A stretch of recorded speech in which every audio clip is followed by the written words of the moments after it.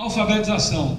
No relatório, a meta 2, que foi uma grande luta que o movimento tentou ao longo de 2009, de alguma maneira alcançar de ter de fato um indicador, é lamentável, é uma vergonha, na verdade, que a gente, em pleno século XXI, a gente não tem ainda um indicador que diga como é que o Brasil está na alfabetização das crianças aos 8 anos. E o pior de tudo é o seguinte, não, é muito difícil, não é verdade. Não é verdade porque vários estados já têm, a começar por Minas Gerais, que tem um trabalho fabuloso nesse quesito. Poderia estar, é só uma decisão política. E aqui, do mesmo jeito que o movimento parabeniza muitas vezes o Ministério por ações importantes que tem feito, nesse momento eu acho que o movimento também tem que ser crítico por algo que é tão importante. Porque se nós não tivermos, de fato, esse indicador com precisão, a gente não vai saber quantas crianças estão deixando de serem alfabetizadas no primeiro ciclo da alfabetização. Então, nós lutamos muito enquanto movimento, tivemos reunião com o ministro. Eu acho que é uma decisão que nós não podemos mais adiar. Não saber como estão as nossas crianças de 8 anos em relação à alfabetização será, na verdade, muito difícil ter uma guinada na educação do ponto de vista de qualidade, porque é na base. Se a gente não resolver o problema na base, a gente não resolve no topo. Tem um ditado que diz, ou você aborda na base ou aborta no topo. Por isso que o movimento elegeu no início de 2009 essa meta mais cara do movimento. Ou resolve isso, ou não vamos resolver o problema da qualidade, nem da conclusão. Então, Rubens, comenta um pouquinho aqui essa meta, você tem um artigo que nos ajudou a pensar sobre a meta 2. Bom, eu diria que a meta 2, na realidade, são duas metas, porque ela fala toda criança plenamente alfabetizada, né? Então a gente tem, na realidade, a meta 3 e a meta 4 aplicadas à alfabetização. Então, uma parte, na realidade, a gente tem que criar dois índices ou fazer uma combinação dos dois. Mas uma parte a gente tem, que seria haver, quando chegar ao atual segunda série, o terceiro ano, aquele primeiro ciclo, qual é o percentual de crianças que já concluíram na idade correta, aos 9 anos. E esse número está em torno, não chega a 70%, se não me engano. Tá? Eu não vi o último número, mas chega a 70%. Nós estamos num período de transição com essa introdução do fundamental de 9 anos. Né? E o fundamental de 9 anos está trazendo consequências que eu acho que eu infelizmente já previa, já estava com medo, já vim falando no ano passado, já falei sobre isso, mas a maior parte da população, a maior parte das pessoas não pensa. Ele vai trazer um atraso escolar inicialmente. Tá? As crianças, em vez de entrarem diretamente na atual primeira série, né, com 7 anos, elas vão entrar no primeiro ano do ensino fundamental. Coisa.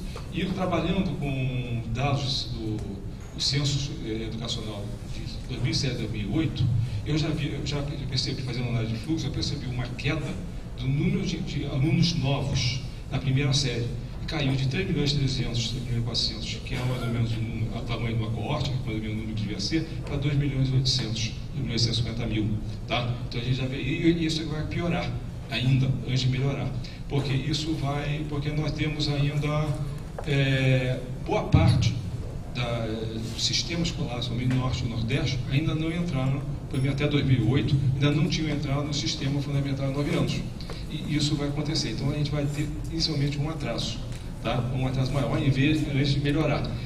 E outra coisa que tem que acontecer é pensar o seguinte: o primeiro ano não pode reter, porque se o primeiro ano retiver aluno, diz que não reprova, mas retém, você atrasa a entrada no primeiro ano. Isso, gente, é um filme já visto. Isso aconteceu com a introdução do CA, Classe Alfabetização, em 2005.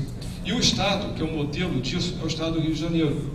Que no Estado do Rio de Janeiro, na realidade, já tem o ensino fundamental de 9 anos há mais de 20 anos, desde 1985. Porque no Rio de Janeiro, a classe de alfabetização era em todas as redes. Todo mundo tinha, todas as redes, estaduais, municipais, particular. Né? Então, no Rio de Janeiro, a gente tem o ensino fundamental de 9 anos há tanto tempo. Quando introduziu, houve uma queda grande de entrada no primeiro ano, levou uns 5 anos para recompor esse número de entrada de alunos novos. Né? E vocês veem o seguinte: nem por isso o Rio de Janeiro, porque já tem um ano a mais, é o melhor do país, em qualidade. Quer dizer, não é isso. E o Rio de Janeiro tem um dos maiores atrasos médios do país. Primeira, segunda, terceira série está acima da média do país. Por quê? Por causa da classe de alfabetização, que oficialmente não reprova, mas que oficialmente retém.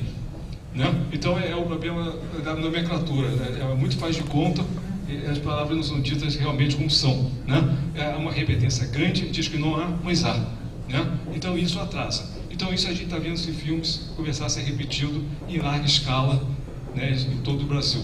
Então isso é um problema muito sério. Então, acho que a primeira parte é a parte do fluxo que a gente vê, a gente vai ver queda ainda. Isso eu acho que vai ter reflexo a taxa de conclusões da quarta meta 4, a quarta série, e vai ter na oitava também. A hora que começar, depois de 2011, 2012, o Fundo Complementar está plenamente implantado, a gente vai começar a ver isso direito. Porque a PNAD só começou a separar em 2007. Né? E até lá, uma confusão. Então, você, por exemplo, criança de 6 anos, que tradicionalmente 20% delas já estavam na primeira série, em 2006 tinha 40% na primeira série. Claro que não está na primeira série é primeiro ano. Eu não consigo entender uma introdução de um ano a mais, devia chamar uma classe inicial, uma classe de alfabetização, ou chamar primeiro ano a nono ano, primeira série. Não há quem consiga saber qual é a diferença. Claro, o entrevistador vai, que série está? Primeiro. Qual é a diferença entre série e ano? Não há. Então, nós temos esse problema sério, né? E temos um atraso grande. Por exemplo, 25% das crianças de 7 anos não entraram na primeira série, considerando a idade de 30 de junho. Considerando a idade, que eu acho errado, de 28 de fevereiro, isso cai para 18. Tá? É um atraso muito grande. Então, nós temos um atraso muito grande. Essa é outra briga que a gente vai ter com essa idade correta. Agora, é possível, agora a gente precisa ter, que eu espero que a pressão agora para 2011, que é o próximo ano do próprio Brasil Saeb, é que o INEP introduza, né, uma avaliação no final da segunda série, no primeiro ano, tanto em língua portuguesa como em matemática, e que possa ser colocado na mesma escala do Saeb, de modo que a gente passe a ter uma escala única, interpretada, e a gente pode definir as nossas metas, do que a gente quer. Aí a gente fecharia o ciclo do fluxo que a gente está vendo, né, que a gente já sabe e está problemático, e a qualidade que a gente precisa ter. O ensino de 9 anos é fundamental para o país, nesse momento. Aonde ele está implantado, bem implantado, e aonde há medição desse trabalho, aonde há avaliação externa, o que a gente observa é que há um rendimento maior de criança. Na minha cidade, por exemplo, construímos um mecanismo e a gente avalia que as crianças têm um rendimento 23% maior do que as que estão no ensino de 8. Então, é imprescindível para o Brasil. Acontece que no Brasil hoje, só 59% das crianças que estão no ensino fundamental estão no ensino fundamental de 9 anos. Temos alguns problemas localizados, infelizmente no Paraná, Roraima, Pará e Amapá. Mas temos belos desempenhos. Mato Grosso do Sul, 99%, Rio Grande do Norte, 99%, Ceará, 99%. O que vai acontecer é que, nos estados onde há um número maior de municípios com apenas as séries iniciais do ensino fundamental, demorou um pouco mais para implantar. Demorou um pouco mais para implantar isso que os dados do censo mostram. Lá no Paraná, por exemplo, tem 23% das crianças. Mas isso aconteceu também porque em um ou outro estado existe a polêmica da data do corte etário. E isso tem atrapalhado muito o país como um todo. Por quê? São Paulo, Rio de Janeiro, metade do ano. Paraná, Mato Grosso do Sul, por decisão judicial, 31 de dezembro. Cada estado fazendo o seu ajuste local. Isso não dá mais. A segunda questão que eu gostaria de fazer uma observação é o seguinte. É fundamental para o país avaliar principalmente o aluno no terceiro ano do ensino de 9. É ali o momento de transição mais importante da vida escolar de cada criança. Ou o sucesso escolar é garantido, ou o fracasso é determinado. É no terceiro ano.